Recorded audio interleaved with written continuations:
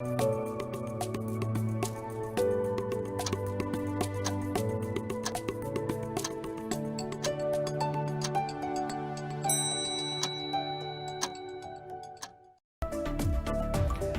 and welcome to Indus News live from Islamabad. I am Muneeb Hamid with the news this hour. Let's begin with the top stories first.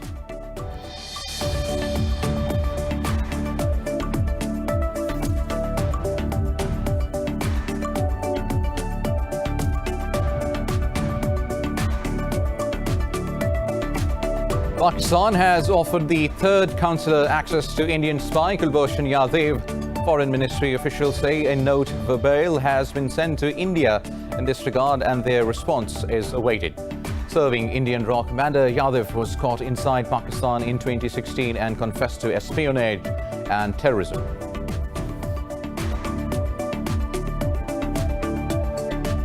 Indian troops have martyred 4 civilians in occupied Kashmir, raising the toll to over a dozen this month.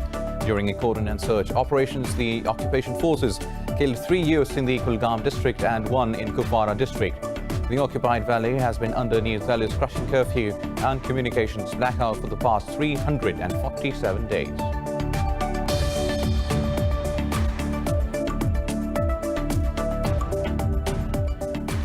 The Taliban claim they have killed 8 Afghan soldiers and 6 security personnel in an attack in eastern Logar province.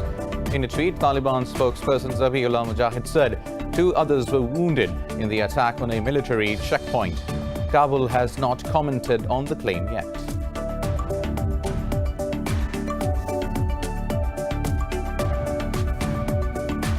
In the United States, record 68,428 people have tested positive for COVID-19 overnight, with the total crossing 3.5 million, while 974 more have died, increasing the toll to over 138,000. In Brazil, 1,322 people have died, while over 45,000 infected overnight, as the cases tally crossed 2 million with over 76,000 deaths. Meanwhile, in Pakistan, 49 people have died overnight, increasing the toll to 5,475 with nearly 260,000 cases. Globally, more than 590,000 people have died of the virus, while over 13.8 million infected.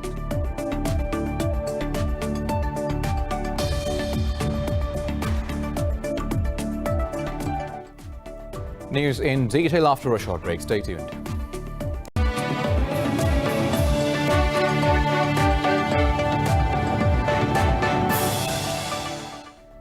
Welcome back. Now, Pakistan has offered the third consular access to Indian spy Kulbhushan Yadav.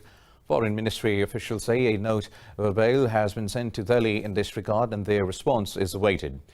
Officials said Yadav will be provided complete privacy during his third consular access.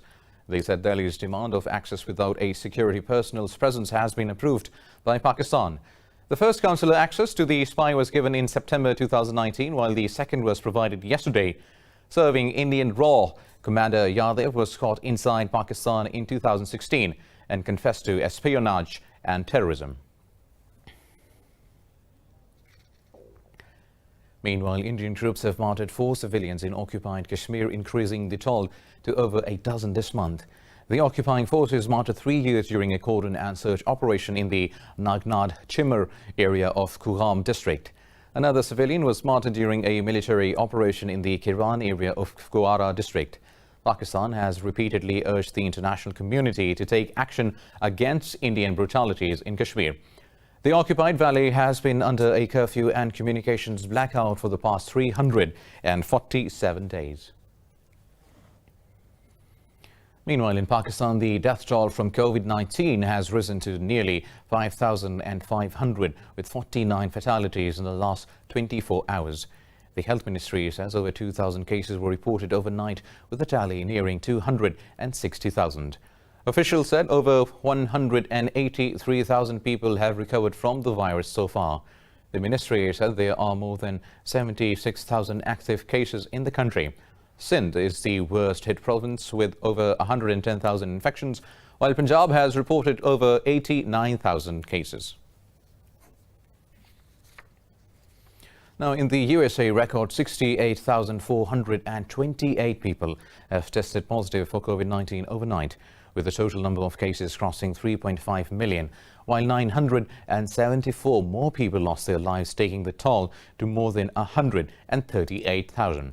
In Brazil, 1,322 people died overnight and over 45,000 new cases were recorded. The nationwide tally of cases has crossed 2 million, with over 76,000 deaths. The virus has killed nearly 590,000 people across the world and infected more than 13.8 million. More details in this report. The coronavirus pandemic has exploded in the Americas as the virus gains steam in new areas far from big cities. But a number of states are finding it difficult to reinforce restrictive measures amid President Donald Trump's push to reopen the economy. In Brazil, anger is growing over President Jair Bolsonaro's handling of the outbreak. É muito sofrimento para a nossa população. It's a lot of suffering for our population, and despite that we're seeing a lack of empathy and solidarity from many government officials. Those of us on the front lines attending to cases of COVID, researching drugs and vaccines, we are ashamed of the situation. Algeria says it is planning a law to protect health workers after an increase in physical and verbal attacks since the country's COVID-19 outbreak began. In Australia, the second largest city of Melbourne has reported a record jump of more than 420 new infections, despite the lockdown. The UK's Prime Minister Boris Johnson is to pour £3 billion into the National Health Service to try and prevent a second wave. The British government has finally admitted mistakes in its COVID-19 response. It would have been absolutely preferable to have had a much greater testing capacity early on, but it's not just testing, it's basic information flows around patients in hospital, around rates of admission, rates of movement. Those sorts of things are important parts of this as well, and making sure all of those systems work. In Asia, India's coronavirus cases have crossed the 1 million mark as infections spread out into smaller towns after the lifting of a vast lockdown. China has reported 10 new infections on the mainland, keeping the virus under control, while South Korea added 60 new cases for the second straight day as the country grapples with rising imported and local infections. Now over to Afghanistan, where the Taliban claim they have killed 8 Afghan soldiers and 6 security personnel in eastern Logar province. In a tweet, spokesperson Zabihullah Mujahid said 2 others were wounded in the attack on a military checkpoint. Zabihullah said the Taliban also destroyed 2 tanks of the Afghan military. He accused the Afghan soldiers of targeting and killing civilians. Kabul has not commented on the claim yet. In Azerbaijan, President Ilham Aliyev has sacked Foreign Minister Elmar Mammadiyarov, accusing him of meaningless negotiations with neighboring Armenia. This comes amid a flare-up in hostilities between the 2 South Caucasus countries. At a government meeting, Aliyev said Mammadiyarov did not do enough to try to resolve the conflict. Former Education Minister Jaykhun Bayramov was appointed to the post through a presidential decree. Mammadiyarov served as the country's top diplomat for the past 16 years. 11 Azeri soldiers and a civilian and 4 Armenian servicemen have been killed in recent border clashes between the 2 former Soviet countries. Moving on, Iran says it's ready for mediating and setting the border dispute between Armenia and Azerbaijan to help prevent conflict escalation. In a press briefing, Foreign Ministry spokesman Abbas Mousavi said the region has no capacity for more conflict. Mousavi said any warmongering will be detrimental for both sides. He said Iran believes regional problems, especially disputes between Armenia and Azerbaijan, should be resolved through dialogue. Armenia and Azerbaijan are fighting over the highland region of Nagorno-Karabakh, a disputed territory since the Soviet Union breakup. Meanwhile, Turkey has pledged to ensure the safety of information of the S-400 missile defense system purchased from Russia. In an interview, head of the Turkish Presidency of Defense Industries Ismail Demir said Russia expressed its concerns about the safety of S-400 data. Demir said Turkey promises to protect the information. He said Ankara took foolproof measures to prevent any technology espionage when it planned to integrate the S-400. Moscow has rejected London's accusations that Russia tried to interfere in the 2019 general elections in the United Kingdom. Addressing a media briefing, Russian Foreign Ministry spokeswoman Maria Zakharova said United Kingdom's statement is foggy and contradictory. Zakharova said London has not presented any evidence. Earlier, UK's Foreign Minister Dominic Raab said Russian actors acquired sensitive documents before the elections. Raab said documents relating to the UK-US free trade agreement were leaked online via the social media platform Reddit.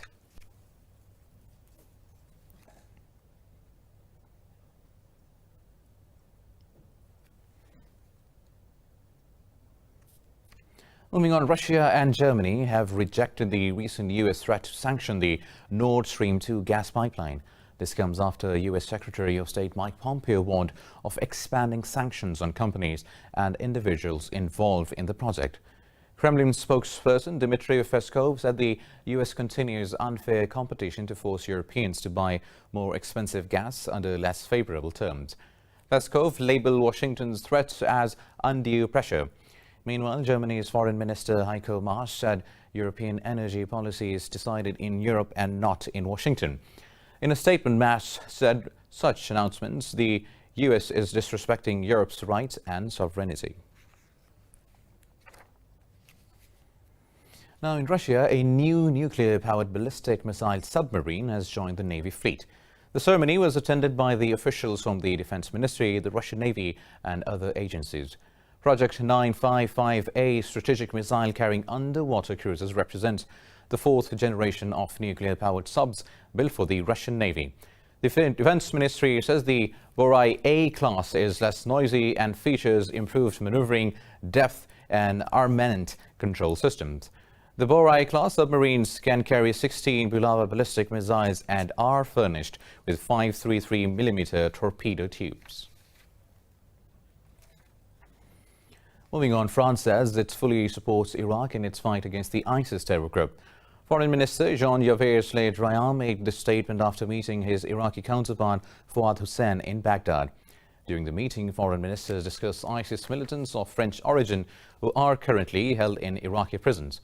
The French foreign minister said the reason for his visit is to support Baghdad amid existing dangers. He said Paris will not compromise against the enemy. Iraqi foreign minister said the two sides discussed French companies' investments in Iraq as well as military ties between the two countries. ISIS still maintains sleeper cells in Iraq and regularly launches attacks.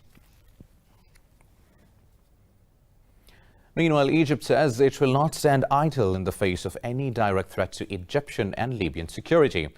In a meeting with Libyan tribal leaders, President Abdel Fattah el-Sisi said Egypt will be forced to intervene if its western borders are threatened. El-Sisi's remarks come after lawmakers allied to Commander Khalifa Haftar urged Cairo to intervene militarily in Libya's civil war. The president said Egypt is able to change the military situation quickly and decisively if it wants. Sisi said he will seek approval for any military move from the parliament.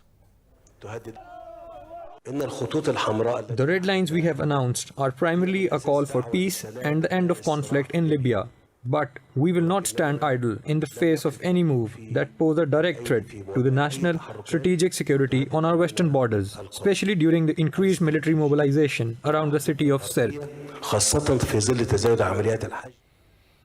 More news to come after a short break. Stay tuned.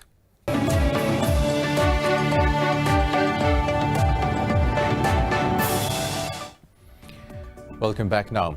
The U.S. Federal Bureau of Investigation has launched a probe into yesterday's hacking attack on Twitter. In a statement, FBI said the public is advised not to fall victim to the cryptocurrency or money fraud in relation to the hack. The New York State Department of Financial Services has also announced an inquiry into the activity. Meanwhile, U.S. legislators expressed concerns about future attacks and the interference with the U.S. elections. In a letter, the Senate Commerce Committee asked Twitter to brief it about the troubling incident by next week. Earlier, Twitter said con artists had hacked into the internal systems to take control of about 130 high-profile accounts. Poland's main opposition coalition has challenged the result of the country's presidential election.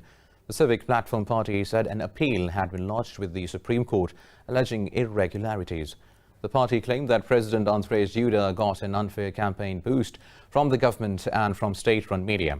Poland's incumbent president had narrowly beaten challenger Rafał in Sunday's presidential vote. The National Electoral Commission said Duda had won over 51% of the votes. Now in India, a scheduled caste Dalit couple has consumed poison in central Guna district after police tried to evict them from their land. Dalits stand at the bottom of the complex Hindu caste system, living up to their notorious practice. Indian police beat the poor Dalit couple in front of their destroyed children. Following police brutality, Ram Kumar and his wife Savitri attempted suicide and were rushed to a hospital. The couple said they had leased the land for farming and would die if they were evicted. Reacting, opposition Congress party leader Rahul Gandhi said they are fighting against this mentality and injustice. Last month, protests erupted against custodial deaths of a man and his son in Tamil Nadu state. Now, a Pakistani-born scientist, Asifa Akhtar, has become the first international female vice president of the Biology and Medicine section at Germany's prestigious Max Planck Society. In a statement on society's website, Asifa said she wants young scientists to flourish. As the vice president, she also hopes to advance the issue of gender equality. Asifa said gender equality needs to be worked on continuously. Born in Karachi, she obtained her doctorate at the Imperial Cancer Research Fund in London in 1997. She then moved to Germany, where she was a postdoctoral fellow at the European Molecular Biology Laboratory in Heidelberg. The society said Asifa will also be the contact person for the Max Planck schools. Moving on, European Union leaders will meet today for the first face-to-face summit since the COVID-19 crisis. Leaders of the EU nations are expected to push for a deal on a €750 billion stimulus package. But the recovery plan, backed by France and Germany, is being resisted by northern European countries. Northern European countries are pushing for the package to be a loan scheme to be paid back by 2027 rather than a grant. Distribution of the recovery fund and a 7-year budget worth another €1 trillion are among the top agenda items. The European Central Bank has also forecast that the region's economy will slump by nearly 9%. The United Kingdom's National Cyber Security Centre has accused Russian spies of trying to steal COVID-19 vaccine and treatment research. A coordinated statement from Britain, the United States and Canada attributed the attacks to Group APT29. The statement says the group, also known as Coxy Bear, is operating as part of Russian intelligence service. British Foreign Minister Dominic Raab says these acts of espionage are completely unacceptable. Raab accused Russia of reckless behavior to pursue selfish interests. Kremlin spokesperson Dmitry Peskov has rejected London's allegations, saying they are not backed by proper evidence. Moving on, the United Nations has urged the group of 20 nations to contribute to its fund to tackle the spread and destabilizing effects of COVID-19. UN Humanitarian Affairs Chief Mark Lowcock said it's not in the self-interest of the G20 to ignore the plight of the poorer countries. Lowcock said it will not be long until the problems of low-income countries are exported to wealthy nations. He said the first world is within its right to protect its own people, but the lack of support for poorer countries is dangerously short-sighted. COVID-19 and the associated global recession are about to wreak havoc in fragile and low-income countries. And my message today to the G20 and other rich nations is that unless we act now, we should be prepared for a series of human tragedies more brutal and destructive than any direct health impacts of the virus. Inaction will leave the virus free to circle the globe. It will undo decades of development, and it will create a generation's worth of tragic and exportable problems. Well, the United Nations has increased its aid appeal to $10.3 billion from $2 billion to help 63 nations.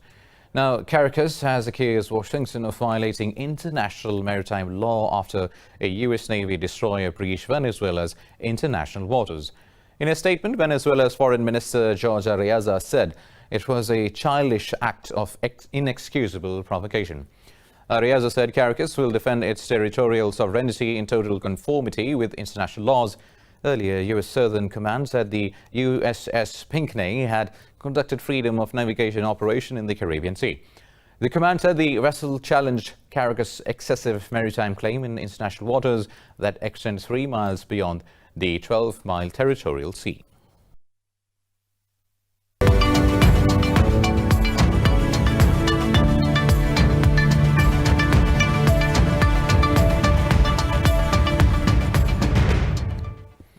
Now, European stock markets are trading mixed as investors monitor the EU summit set to discuss a COVID-19 recovery package.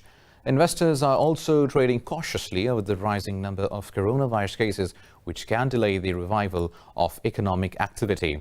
CAC 40 in Paris is trading nearly 0.5% lower. London's FTSE 100 is trading marginally lower. Bucking up the trend, Frankfurt's DAX is trading marginally higher.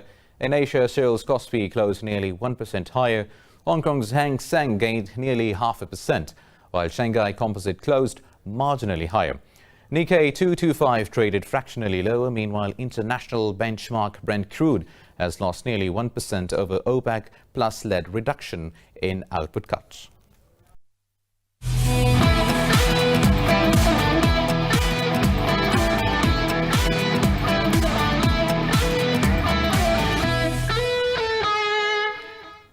Now in cricket, England end the first day of the second test against West Indies at 207 for 3.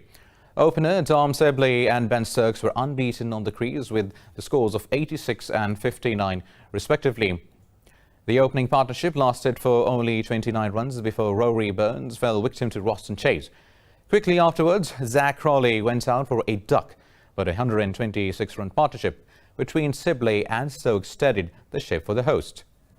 For West Indies, Chase picked 2 wickets while Alzari Joseph picked 1. US Olympic sprinter Deaja Stevens has been banned for the Tokyo Olympics in 2021 for missing anti-doping tests. The Athletic Integrity Unit, a 25-year-old, has been banned for 18 months until 16th August 2021. The ban will expire 8 days after the rearranged Tokyo Olympics are scheduled to finish. Stevens, who finished 7th in the 2016 Olympics 200 meters final, can appeal against the decision. The Athletics Integrity Unit handed out the ban for missed tests in February, August and November 2019.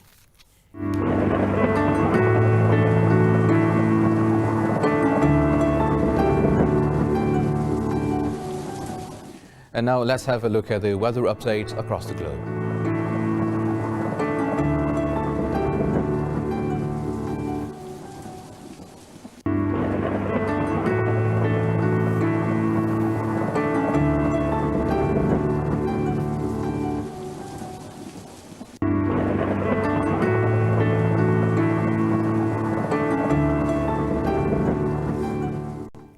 With the weather update, we come to the end of this bulletin. For the latest updates, you can follow us on social media at indus.news. Take care.